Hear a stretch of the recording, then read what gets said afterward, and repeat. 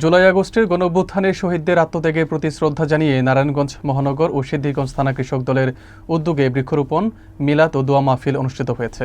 বিস্তারিত থাকছে এস মুন্না খানের প্রতিবেদনে। রবিবার দুপুরে নারায়ণগঞ্জ জেলার হাজীগঞ্জ কেল্লারপুর মাঠ প্রাঙ্গণে এই কর্মসূচি আয়োজন করা হয়।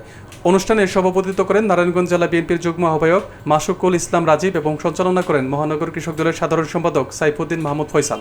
বক্তব্যে নারায়ণগঞ্জ মহানগর বিএনপির আহ্বায়ক অ্যাডভোকেট মোহাম্মদ শাখাওয়াত হোসেন খান বলেন, বিএনপির পক্ষ থেকে শহীদদের স্মরণে ৩৬ দিনের কর্মসূচি গ্রহণ করা হয়েছে। প্রতিটি শহীদদের স্মরণে একটি করে গাছ রোপণ করা হচ্ছে। অনুষ্ঠানে প্রধান অতিথি ছাড়াও উপস্থিত ছিলেন নারায়ণগঞ্জ মহানগর বিএনপির সদস্য সচিব অ্যাডভোকেট মোহাম্মদ আবু আল ইউসুফ খান টিপু, সিদ্ধিরগঞ্জ থানা কৃষক দলের সদস্য সচিব মোহাম্মদ সোহেল সহ বিভিন্ন রাজনৈতিক ও সামাজিক সংগঠনের নেতৃবৃন্দ। অনুষ্ঠানে ফলদ, বনজ, ঔষধি ও শুভমূল্য গাছ রোপণ করা হয়। মহানগর বিএনপির সংগ্রামী সাধারণ সম্পাদক নারায়ণগঞ্জ মহানগর শ্রদ্ধাভাজন এবং বাংলাদেশ জাতীয় প্রেসিডেন্ট জিয়াউর রহমান তোমায় জানাই আমরা শহীদদের জন্য ৩৬ দিনের কর্মসূচি বিএনপির পক্ষ থেকে নেওয়া হয়েছে।